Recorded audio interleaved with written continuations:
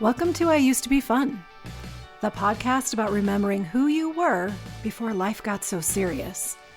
I'm Anne-Marie Boyle, author, creativity instigator, and recovering overachiever.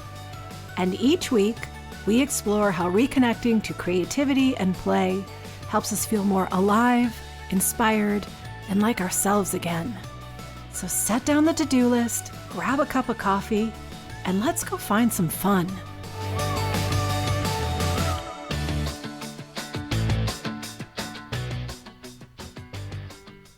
If you've been following my author life for any length of time, today's guest probably doesn't need much of an introduction. But he does sound a little different than my usual Playdate guests. A little more baritone. And no, it's not Andrew from Love Me Like a Love Song, because Andrew is a bass, not a baritone. And Andrew's also fictional. But sometimes that line between real and made up can get a little fuzzy in my author brain. So if it's not Andrew, then who is it? If you've seen my social media posts, then you know him as Dr. J. If you know him outside of that, you'll likely call him Paul. But either way, he's my husband of 26 plus years.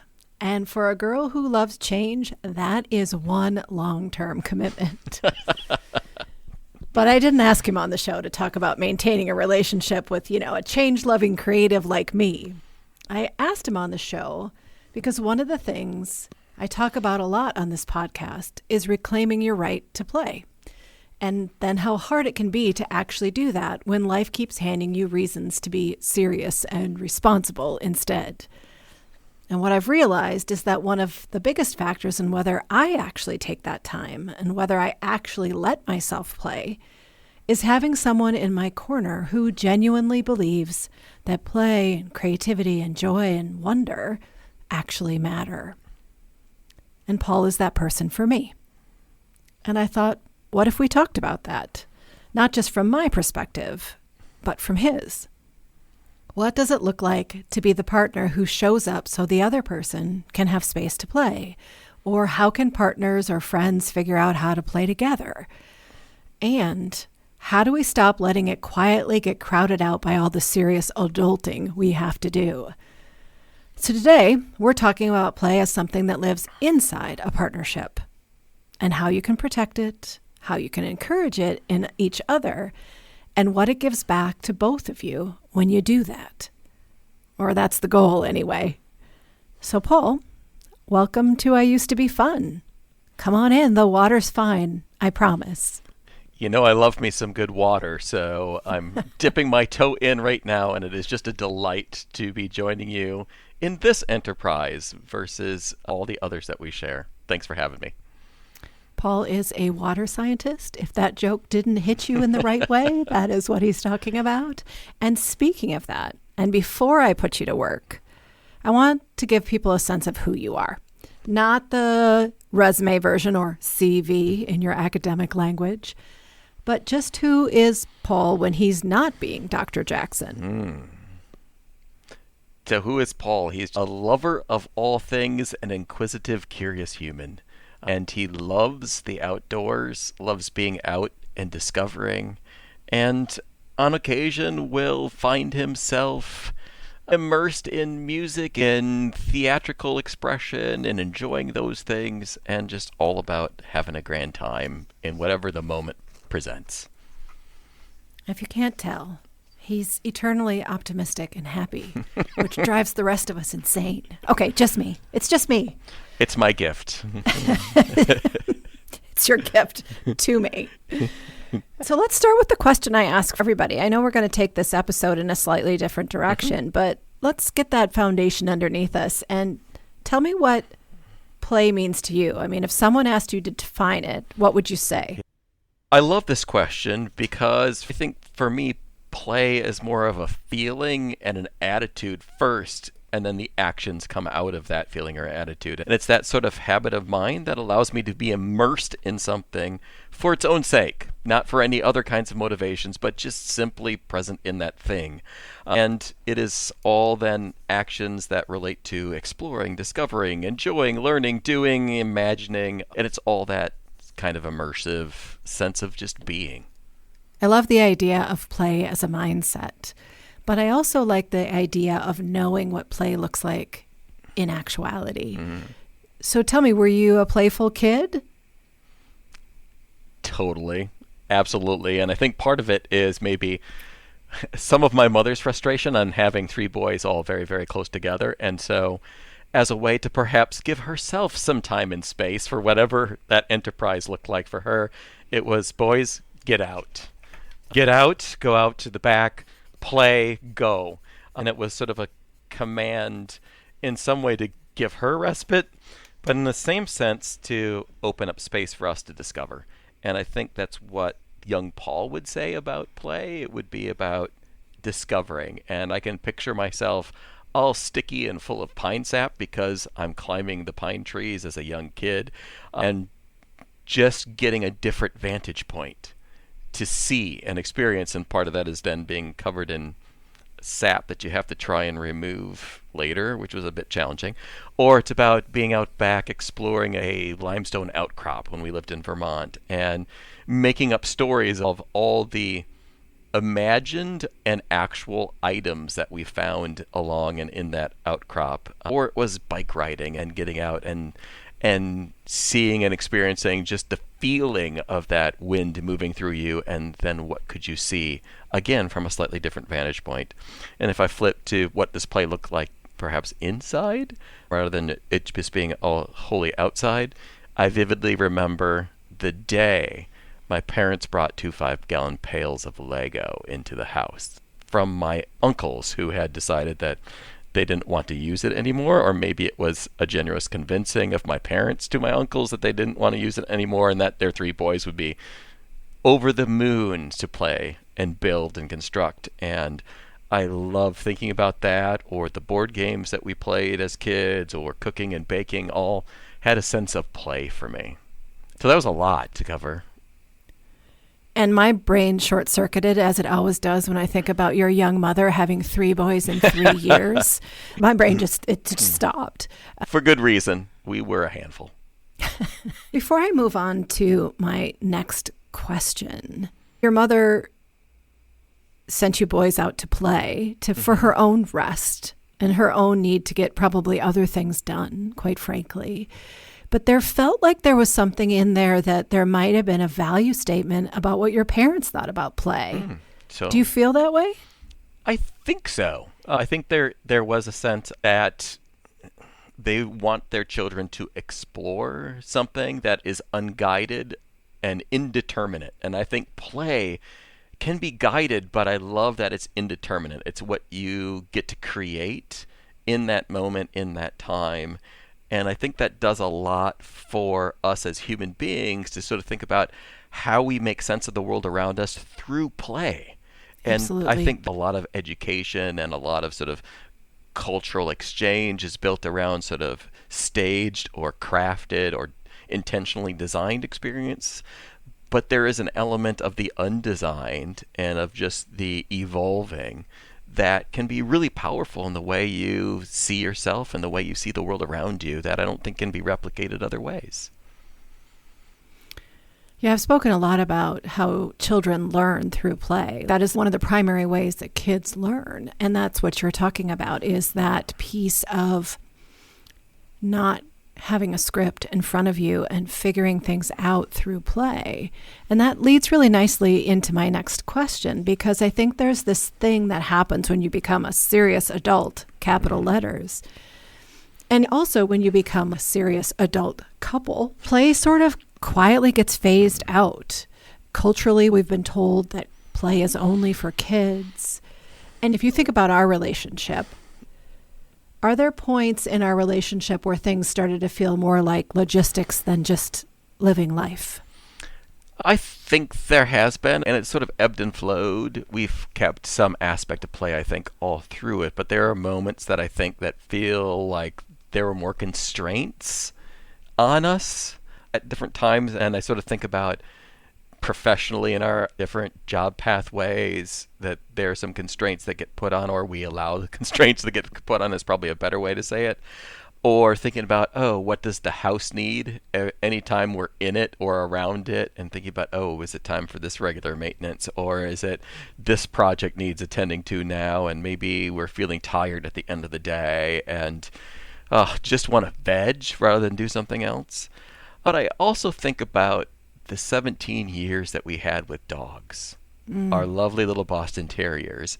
And when you said, does play get phased out? And maybe I'm overthinking this, or maybe I'm underthinking it, but I'm like, maybe the dogs actually helped us maintain that play because they're living in the moment.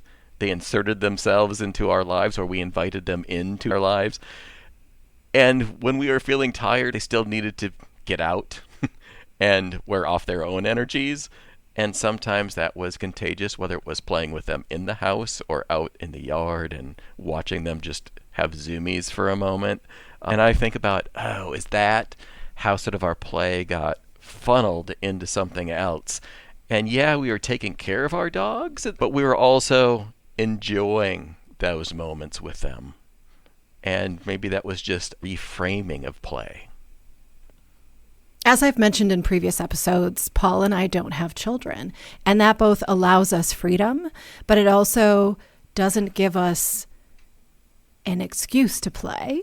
Your mom sent you outside so she had time to rest and had a million other things to do, I'm sure. But there were times, I'm guessing also, particularly maybe for your father, that having those children gave him reason to play, to take you on a bike ride, to for sure toss a football around, to do those things. And so we use the dogs for sure as our reminder. But one of the things I'm hoping to come out of this is that we pull out the kids, we pull out the dogs, we pull out the grandkids and figure out what play looks like just for us. And so let's talk a little bit about what play looks like for you and I as a couple. Things that we can do where we can meet that will fill both of our cups. What do you think that looks like? I think it takes a variety of forms because of just the things that we're interested in. And I think for the two of us, it's an exchange between what you're interested in, what I'm interested in, and that the other sees value in that. One of those might be we both love Lego, but yet that love is emerging and expressing itself in different ways. Yes, we're doing it together. We're sitting down and we're imaginatively building or following a set of instructions to build something collaboratively, which is just grand. But I'm having this nostalgic flashback, I think, to childhood and just constructing and just the tangible feel of a brick in my hand. Tell me what you feel in that moment. Yeah, we do come at it from different places, and you and I have actually discussed this a little bit before, is for you, it's the building, it's the nostalgia, and I didn't have Legos as a kid. The first time that I played with Legos, we were actually living in Denmark on one of your sabbaticals, and it was 2020, and we all know what happened in 2020. We had planned a trip up to Billund to where the Lego headquarters are, and that trip got canceled because everything shut down because of COVID. But we did have the foresight to run down to the shopping street in Copenhagen and buy a set of Lego. It happened to be a bookstore, which, speaks to me. And we had that then to do when there wasn't much else to do during COVID. Well, we were in this foreign country where, frankly, we didn't even get to know very many people because social things weren't happening. And playing Lego reminded me of something that was probably my favorite thing to do as a child, which was long past the age of, well, maybe this is part of the conditioning, but I was going to say long past the age of playing with blocks. I would pull those blocks out. I would go to my mom's top drawer in her dresser and pull out all the hankies, and those would become my carpets, and I would build rooms around them. And then I would take out my Fisher-Price toys that had couches and beds, and I would create rooms. I would decorate, which is still, one of my great loves. But that's what Lego does for me as well, is I just am so blown away. We usually build the modular houses from the kids. And I'm so blown away by what those Lego designers are thinking to put inside the houses. And so that's a long way of saying that you're coming at it from this building aspect and this creation aspect, and I'm coming at it from this designing, decorating aspect, but yet it fills both of our cups, which I think is a really strong lesson when you're trying to find play that works for you as a couple or as a partnership or with your BFF, is where is that, I don't know, center of that Venn diagram, let's say. Like, I love decorating. You love the concept of building. You love this nostalgia of remembering those 5-gallon buckets as a kid. Where does that meet? And now with that in mind, what else can you say for somebody who might be listening that wants more play with their partner on finding the places where that Venn diagram intersects? Yeah, I think part of it is knowing or recognizing what interests your partner has and thinking about how you might enter into some of that space. I know you just mentioned your love of interior design. You have an exquisite sense of color. Fabrics are super important to you. So as I sort of think about where I might enter into that, could be around textiles and yarn arts. I almost said yawn art, so that was weird. Freudian slip. Right. So we have these yarn arts, and thinking about, as a kid, I also did some crochet and latch hook. Oh my God, I'm dating myself. But we're I'm thinking old, of folks. Right. We're but old. I'm thinking about that, just that tactile building in a very different way, using another medium and saying, oh, I could get into doing some of that again, and that actually sounds like some fun. Maybe we might do this. And I'm thinking of the Woobles, perhaps the Wooble kits that we have right now, waiting for our opportunity together, and thinking about what does my partner really enjoy, and how might I see myself in that or even closely adjacent to it. I think that's great. And I try and think about it from the other direction as well. I know music is a big part of your life. Paul's an excellent singer. He plays the piano, he plays the organ, he played the trumpet at one point. And live music is something that he loves. It's very relaxing for him. Now, True. I have a lot of sensory issues, and so I have to be careful with the volume. But if you go back to my Playdate episode with Kristen, she taught me a few things that I could do to help with that sensory issue so that I can show up for you in a place that you love. So it's just that constant curiosity about what your partner is interested in, and then what about it could be fun for each of you? What about it feels like play for each of you? And I think it's really interesting.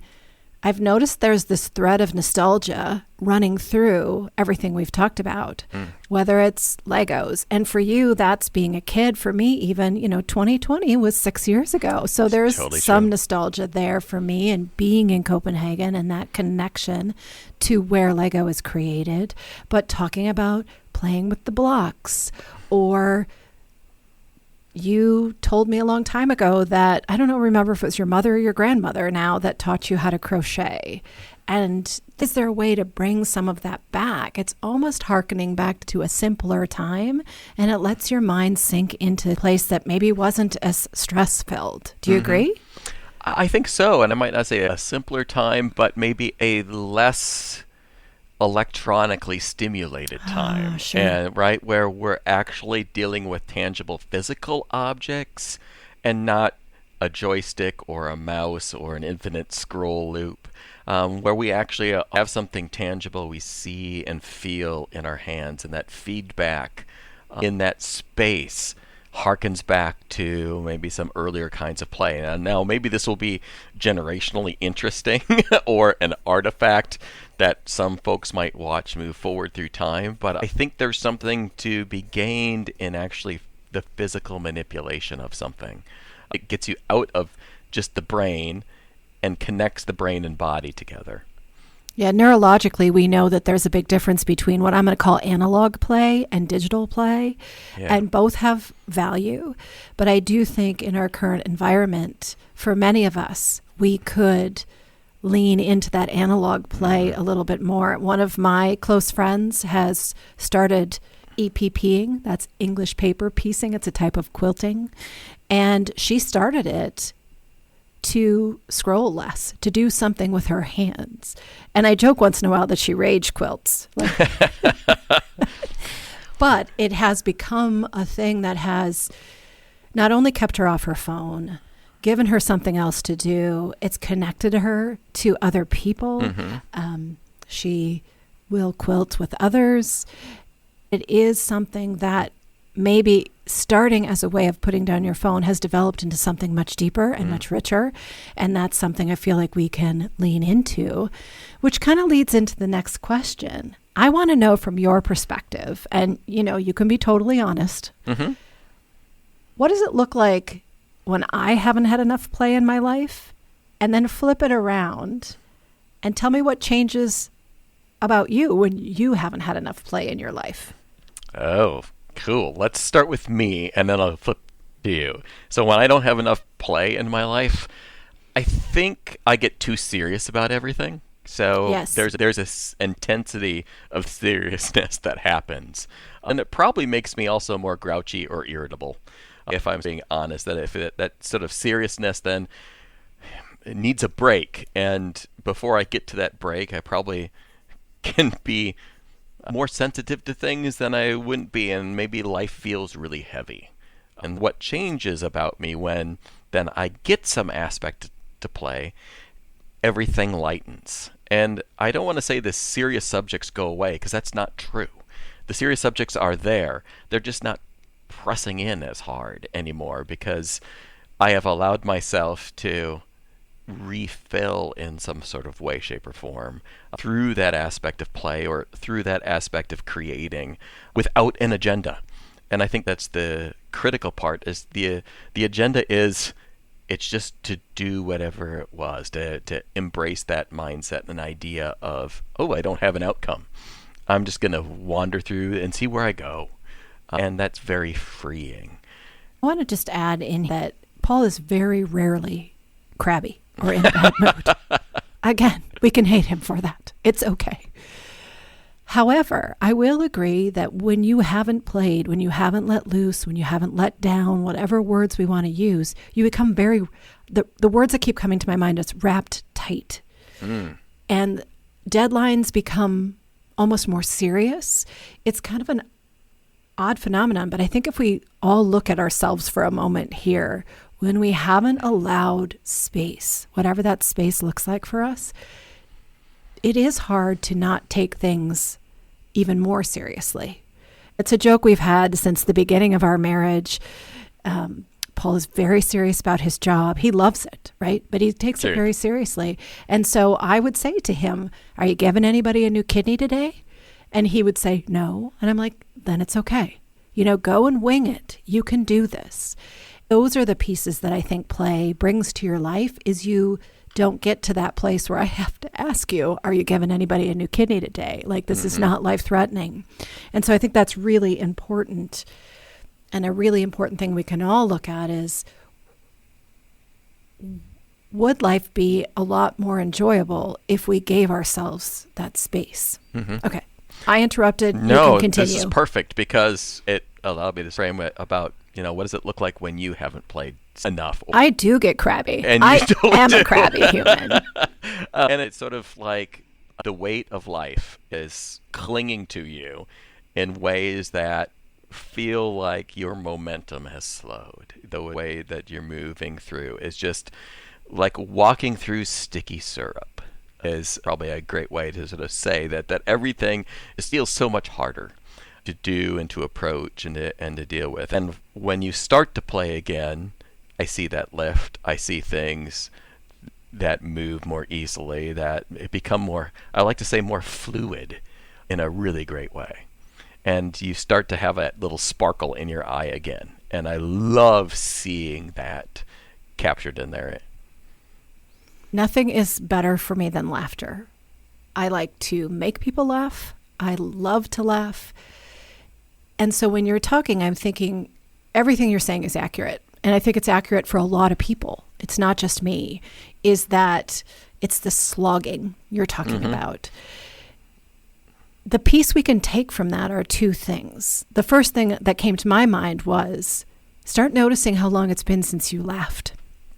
True. And, if you have to write it down, write it down. Like, when is the last time you laughed? And not just a small little titter, like that deep belly laugh that changes your biochemistry. Also, when things start to feel really hard, instead of thinking, why is this so stressful? Maybe we flip the question to, how can I walk away from that stress for a few minutes? How can I play? How can I do something creative? We talk a lot about seeing the wonder in life or practicing gratitude. And sometimes that feels like too much of a slog too. But walking away for a few minutes, or if you're lucky enough, half a day, a weekend, whatever it may be, and just playing and noticing what it does, what it changes in your mind, in your heart, in your soul. So thanks for making me aware of that in that way. Like, I know I do it, but to be able to go, okay, we're going to take a step back and go, okay, maybe this really isn't as hard as I think it is. Maybe I just haven't played for a while. And that is so much easier than thinking about unknotting the hardness. Well, that's a terrible mixed metaphor, but I think you get it. Unknotting all the threads and ropes that feel like they're inside you. That, the 27 tabs that are open in my brain that all of a sudden have started to meld together in that goo. So that actually leads to another thing I wanted to chat about is, if this is so important, if play is important to reduce our stress level, to increase our health, to make our marriage easier, how do we protect each other's right to play, but also make time for us to play together? Yeah. Give me your advice, Dr. Jackson. I think first might be just recognizing what play does and the need for it, and to be able to have those conversations with each other, and then to make invitations to play in some way, shape, or form, whether that is getting out a little project that you're doing together, or just saying to my partner, we haven't done this in a while. What do you think about doing that now, or doing something like it? And being free with those invitations and recognizing that they are an invitation, that it can be a yes or no, because I don't know what's going on in your head, and you might not know Nobody what's going does. on in your partner's head. So true. We could talk about that for a long time, and it would be a very enlightening conversation, I am sure. But sometimes we forget that we actually have to get what's in our head out to our partner. And I am guilty of going, well, why don't you just mind read what I've got? And I'm like, yeah, we're not there yet. And I actually shudder to think about the time where it could be. I would rather us invite each other to consider play as part of our daily kind of being. And I think that's what I would just say is issue invitations and be okay with saying, oh, not right now. I'm just not in the place where this can work for me, but I don't want you to stop inviting.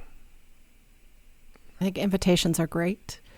I would also say, for anybody listening that might have a little bit of a personality like me, or, I've dealt with chronic health conditions for 35 years, and you will make an invitation to me, and my first response is often, leave me alone. But the thing is that you're good at is understanding that I also need a little push, right? I think you're getting really good at knowing when I need that push and when I really don't. Your invitation to me sometimes has to be multi-layered.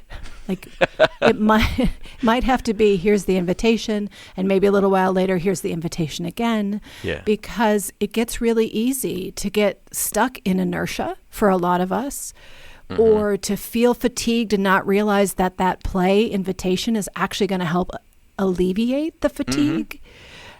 That's one thing I have to remember is it could make it better, or to know where the line is of like, this isn't going to make it better. So today I'm going to have to say no. Yeah.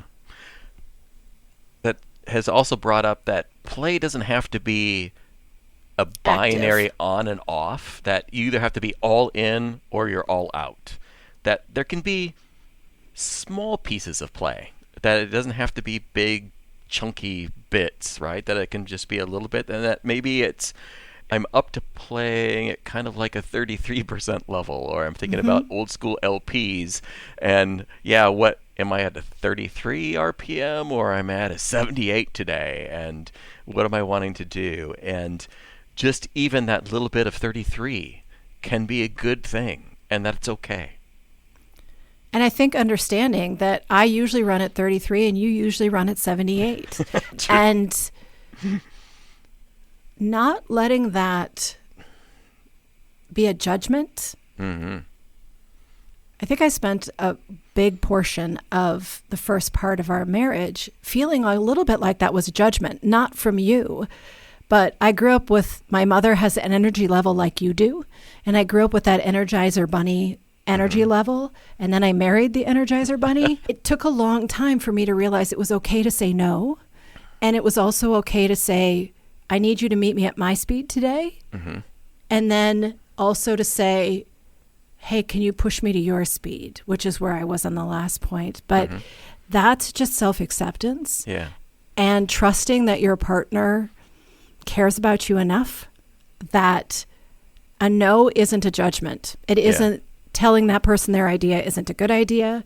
It's just, I can't do that, but here's what I can do. So maybe that's what we're going to pull out of this is instead of just saying no to the invitations you're talking about, is saying, I can't take an hour walk, but what if we did 20 minutes? I can't play pickleball at 3 in the afternoon because it's too much sun. But what if we thought about getting up and going tomorrow before we had breakfast? You know, I know to some people that probably sounds terrible. But those are the compromises, right? Like there's always a way to find that play in your life if you're willing to have the conversation. Yeah. Conversations see the opportunity, and I think you're right on with making it a judgment-free space. And as how you enter it is judgment-free. When you're in it, it's judgment-free. As you leave it, it's judgment-free. Super hard, I think, to do in the way we are culturally primed for moving through the world sometimes. But if you can think about it as feeding your vitality, I think that would frame it differently. So as a partner who does support his partner, maybe there's somebody listening right now who wants to be able to have this conversation with their partner and ask for that support, ask for that judgment-free zone, ask for ways to meet that person with things that they love, but they don't know quite how to ask. Yeah. What would you tell them? I would say 3 things. First, simply be curious about your partner. You likely already are, and maybe you just haven't expressed it in some sort of more direct, clear way. And through that curiosity, that also allows you to be present and listen deeply. So those are kind of the 3 pieces that package together. But I think if you lead with that curiosity, it will go a long way. And here's what I mean. I could ask you right now, tell me about a time where you felt some sort of immense joy, or at a time where you feel like your energy level or your cup got refilled. What did that look like for you? How did it feel? And all of a sudden, I'm centering you in this conversation. I'm asking about a moment for you to share. And I'm asking something about how did that moment support you in some way, shape, or form, through either joy or refilling your energy or something else. And I think that opens up space for us to then think about what then might come out of it or respond to what might come out of it. What do you think? I think that's great. I think they're great tips. And the piece that I'm going to add is that I've dealt with some depression and anxiety on and off throughout my whole life. So sometimes when you say what brings you joy, that's really hard for me to access. But I can access the last time I laughed. I can access the last time I didn't feel stressed. So sometimes, as we joke, this is another thing I say to Paul all the time. Paul works in environmental education, and so sometimes talking about the environment is a subject that can be, unfortunately, a little tenuous. So I always say to him, how can you come in from the side? And I'm going to use that exact language here. So if your partner is somebody who maybe isn't great at accessing joy or accessing those positive emotions, how can you come at it from the side? And maybe that side is, when's the last time you didn't feel the negative emotion? I mean, I'd love if we could all come at this from the positive emotion, but some days that doesn't work for me. And so if you said to me, Anne-Marie, when's the last time you laughed? Well, I can think about that. Anne-Marie, when is the last time that you didn't worry about X, whatever it may be that I am banging on about? When's the last time you didn't worry about book sales? I'm like, never. 2017, before I published books. No, but I can think about the moments that I was so consumed with something that we were doing. Oftentimes it's physical activity. It's oftentimes Lego, or it's something that requires, like sewing for me requires a lot of mental capacity. I got to think about how I'm going to put the pieces together. I'm going to think about how the pattern's going to meet. I'm going to think about what other colors need to go with it. I don't have space to like catastrophize that I'll never sell another book. And I can get to it that way. So either way you ask the question, it's first of all, it's about knowing your partner again. We're just going to come back to that thread over and over again. But being curious about how your partner moves through the world will give you an answer to this. So if that person is somebody that has easy access to joy, ask that question. If that person is somebody who doesn't have easy access to that, use some of these other questions. And it made me sort of think about my own parents and my mother's love of gardening and how that was sort of passed down to me. And what is it about digging in the dirt that just makes you feel good in the midst of the mosquitoes and the sun and the heat and the humidity? And there's something tangible. I know you're shaking your head, which is lovely, because this is not your fuel. Nope. But yet your husband could be covered in dirt and probably really feel a lot of joy. And you know that about him. And yet at the same time, you can say, Paul, what is it about touching the dirt, touching the soil, that just brings you some sort of energy? And I might say, yeah, it just reminds me of being connected to the earth, and also of a moment of nostalgia of growing plants in the garden. And maybe this is, and maybe for many of the gardeners out there, it's the planting of the seed with the hope that something grows.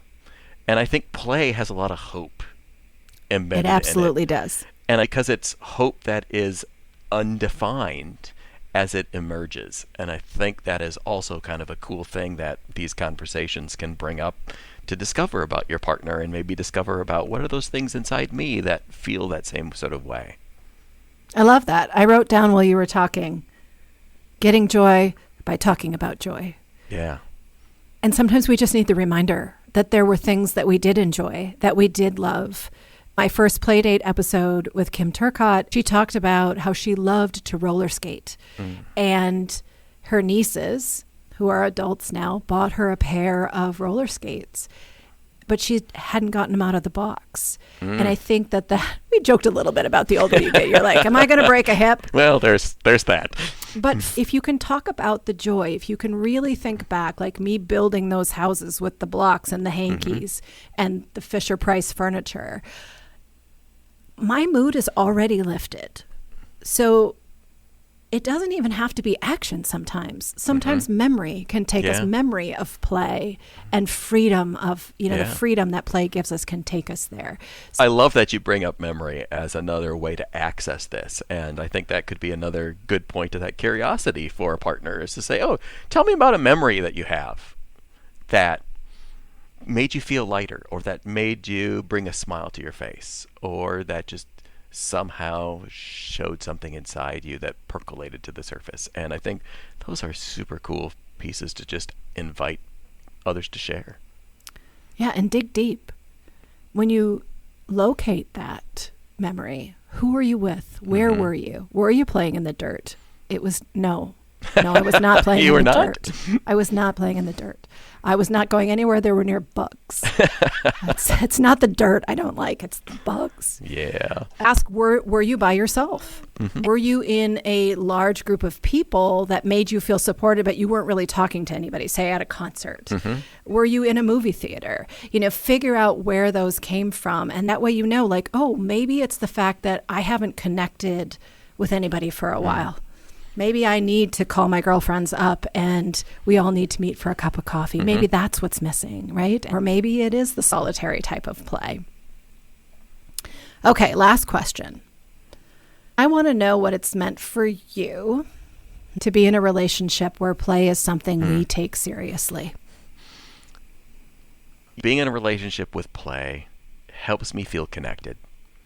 I think it's that notion of connectedness that helps all of us in some way, shape, or form deal with the mundane, deal with the heavy, but also on the flip side enables us to celebrate with each other and enables us to express all the good things that are happening.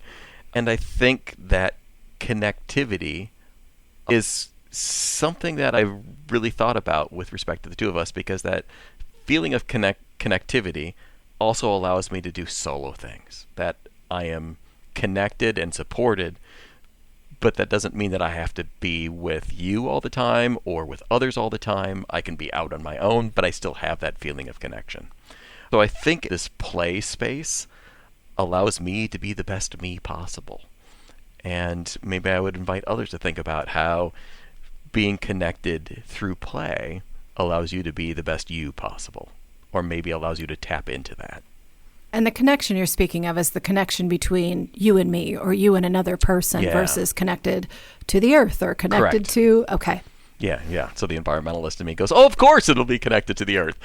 Yes, totally true. Another kind of relationship. But think about play as relational to yourself and relational to others, and even space and time around you. Okay, that's a little heady and probably academic-y. No, I don't think so, actually. I like the idea of if you're connected to another human in play, it's a very different experience than being connected to that person because you're sitting on the same committee at work. True. Thinking about our connection to other people and thinking about that connection through play. That seems like a whole lot more fun to me than the connection through, let's just go hang out and have a beer and talk about that PowerPoint presentation we need to give. True. And, those things have to happen too. But I do think that there's something in there about really thinking about who you're connected to and why you're connected to them. And does that connection either offer you a safe space, which is what you're talking about, to then go out and do other things? Does that connection lift your spirits? Does it give you new ideas? Does it make you fresher in everything else you do? I could go on and on about that. Yeah. You know how I feel about connection. I think it's as vital as play. So bringing them together. I like it. Love it. So do you have anything else you would like to add before we leave? Any final words of wisdom? Final words of wisdom. I think you can do a lot by being curious and not having an agenda. And I think if you follow that curiosity into play, it will serve you really well. And if you need an agenda, if that's the kind of person you are, you can make a spreadsheet about play too. Totally, you can. I love spreadsheets. I make them all the time, but I never follow the plan. So I just have to make the spreadsheet. So I'm not going to put down anybody who needs an agenda or a spreadsheet. So thank you. Thank you for being here and taking time out of your day to have this conversation with me. And I hope that whether your person is a spouse like Paul is to me, or a partner, or even your BFF, I hope that something in this conversation gave you permission to play a little bit more, and maybe gave the people who love you a little language for how to show up for that as well. And if you're still looking for a place to get started or how to develop that common language, I invite you to go over to my website and grab the Wonder Project. It's 4 weeks, arrives in your inbox. It's got some cute little printable permission slips, just like the one you used to fake your mom's signature on. some playful creative prompts. It will just help you reacquaint yourself with your playful spirit. And you can get that, as I mentioned, over at annemarieboyle.com/The Wonder Project.